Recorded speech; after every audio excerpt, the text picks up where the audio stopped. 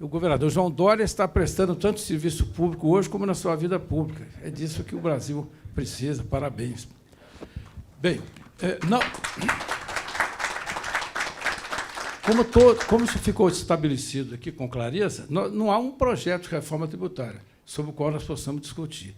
Há algumas ideias que são subjacentes, que são a PEC 45 e a PEC 110. Então, não vou discutir o projeto que vai ser apresentado no Congresso, mas as ideias que circulam em torno dessas duas propostas de emenda constitucional. Na nossa opinião, nenhuma das duas responde aos defeitos fundamentais do sistema tributário brasileiro.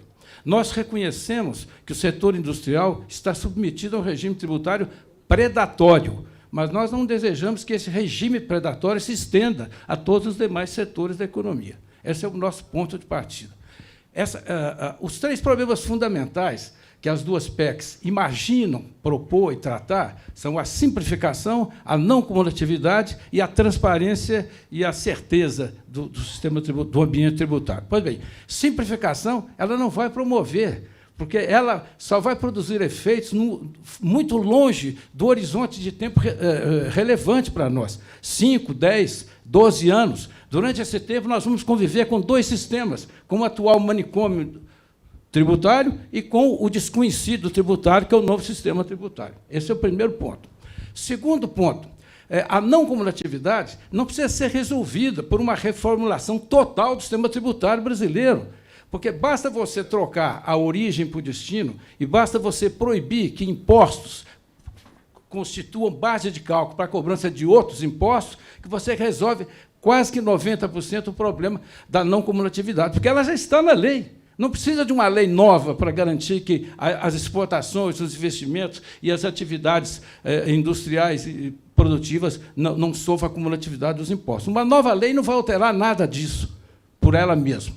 O terceiro ponto é o problema da clareza, da segurança e da transparência. Esse novo sistema vai nos levar a um mundo absolutamente desconhecido. Os impostos velhos ainda estão sendo interpretados pelo Judiciário até hoje, muitas vezes com resultados absolutamente surpreendentes. E nós vamos acrescentar a esse mar de litígios um novo potencial de litígios, ou seja, nós vamos mergulhar no desconhecido. Ora, todos nós sabemos, um dos poucos consensos que existe na vida econômica é que o investimento precisa de estabilidade, segurança, previsibilidade. Se nós implantarmos esse novo sistema, com esses longos prazos de transição, nós vamos transformar o ambiente tributário num dos objetos mais desconhecidos de todo mundo. Qual a garantia que os investidores têm de que esses impostos vão ser interpretados dessa ou daquela maneira? Nós sabemos que o judiciário brasileiro é invasivo, ele legisla em nome do Congresso e ele muda de opinião periodicamente. Então, o Poder Judiciário, na matéria tributária, ele é um fator de insegurança, um fator de instabilidade, um fator de imprevisibilidade. Nós vamos oferecer a eles agora um prato cheio, ou seja, os impostos velhos para eles continuarem interpretando e os impostos novos que eles vão reescrever de acordo com as suas inspirações do momento. Eu vou repetir aqui palavras do Bernardo Api numa reunião feita na Fiesp, a qual eu compareci virtualmente, no conselho presidido pelo Michel Temer. Ele disse o seguinte: se a reforma tributária for apenas desoneração de alguns setores e reoneração de outros setores, ela é um jogo de soma zero. Não se justifica. Perfeito. Mas por que ela se justifica, segundo ele? É que, segundo modelos econométricos elaborados por economistas da Universidade de Minas Gerais, o PIB brasileiro, seja o potencial, seja o efetivo, vão crescer. Ora, meus amigos, na vida real, nós não podemos confiar em modelos econométricos. A ciência econômica não é uma ciência exata, é uma ciência social. Os próprios economistas estão revendo cada vez mais a capacidade de predição desses modelos econométricos. É a única promessa que nós temos. Para acreditar nelas, é preciso ter muita fé na teoria econômica. Nós sabemos que a vida não é assim. Segundo, nós sabemos que o mundo está mudando vertiginosamente. Fazer transições de 5, 10, 15 anos, 20, 40, 50. Eu tenho 81 anos, daqui a 10 anos eu já morri. Mas daqui a 40, 50, quem sabe que mundo vai haver? Então, é muita pretensão tecnocrática. É como eu chamo essa proposta de reforma tão completa e tão radical como um experimento tecnocrático altamente temerário, que vai desorganizar os preços relativos e vai afetar profundamente todos os setores produtivos.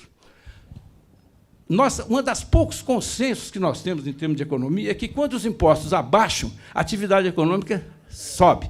E, quando os impostos caem, a atividade econômica aumenta, e, quando ele sobe, a atividade cai. Pois bem, esse experimento tributário vai aliviar a carga tributária de setores que representam menos de 20% da economia, e vai transferir carga para setores que representam 80% da economia. O efeito líquido vai ser menos crescimento, não mais crescimento. Nenhum modelo econômico pode desmentir isso.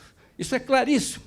O outro ponto salientado aqui hoje, quando se falou nas negras pobres, é que esse sistema vai produzir justiça social. Eu pensei durante quase 2 meses onde é que está o ponto da justiça social. O primeiro é que, como ele vai ampliar demais o universo tributário, vai tributar todos os serviços e todos os alimentos, é claro que os preços vão cair, vão subir, vai produzir inflação. E nos setores muito competitivos, como é de alimento, vai diminuir margem de setores que já trabalham no limite. Então, vai haver um aumento generalizado de preços, ninguém pode desmentir isso. Preços da educação, do serviço de saúde, do serviço de transporte, da construção civil, do serviço de turismo, do serviço de segurança, da agricultura, todos esses vão ser sobretributados, vão herdar o regime predatório que hoje sufoca a indústria brasileira. Agora, há um outro aspecto que não foi tocado aqui. Ela vai encarecer, talvez duplicar, o custo fiscal do emprego. Os setores mais empregadores do Brasil, saúde, educação, serviços de modo geral, eles já pagam 20% sobre a folha de salários.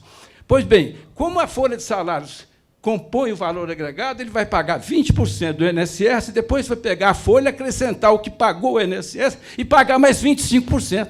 Então, você vai dobrar o custo de empregar no país. Então, isso, para mim, é óbvio. Como disse o senador Eliovisto, nós vamos falar de números, não vamos fazer discurso das negras velhas, porque isso não resolve os problemas produtivos. Então, eu acho que esse sistema não vai produzir crescimento, pelo contrário, o efeito líquido é menos crescimento, e não vai produzir justiça social, pelo contrário, vai diminuir o emprego e vai piorar o bem-estar de 90% da população que é pobre. Do ponto de vista do agro, então, é um horror, porque o agro paga, 90% do agro é pessoa física. Todos os produtores rurais vão se transformar em contribuintes, ou seja, eles vão dormir com o pesadelo do fisco, que dentro de 5 anos pode ir lá e tomar a fazenda. Por quê? Porque ele aproveitou um crédito que não foi, de um imposto que não foi efetivamente pago, porque a minuta de lei complementar estabelece que você só pode aproveitar um crédito da operação anterior se o imposto correspondente foi efetivamente pago. Como é que um produtor no sul de Santa Catarina ou no norte de Minas vai poder saber se o vendedor de adubo pagou ou não o imposto? Então, o produtor rural agora vai ter de dispensar os agrônomos e os veterinários e contratar um contador em tempo integral, porque ele vai ter de ter escrituração fiscal. E ainda vai ter, assim, o produtor rural ele vive sob várias incertezas. Incerteza do clima, incerteza do mercado, e agora vai viver sob incerteza tributária. O inferno que se abate sobre todo o setor produtivo brasileiro vai chegar ao campo brasileiro. Essa realmente é a vitória final de quem desconfia da grandeza do agro brasileiro. Então, por todos esses motivos, o setor agrícola está mobilizado, empenhado, não em evitar que se faça uma reforma tributária, mas que você não faça a reforma errada para resolver os problemas que realmente existem. Há várias maneiras de fazer isso. Uma delas é a proposta do senador Eliovisto, simplificar a legislação do ICMS, simplificar a legislação do ISS, resolver as dúvidas quanto à relação contra os impostos federais. Os impostos federais é que são a causa da maior confusão, porque o IPI não podia existir, porque o IPI é o ICMS do governo federal. Se você elimina o IPI, você já tira 6% em média de impostos sobre a indústria. O PIS e o COFINS, eu participei, porque eu fui deputado durante 20 anos, e fui até relator de PIS e COFINS. O PIS e COFINS aumentava toda vez que os custos públicos da Constituição não cabiam dentro dos tributos que a Constituição criou. Então, criou-se essas contribuições que não eram compartilhadas com estados e municípios. Eu conheço essa história.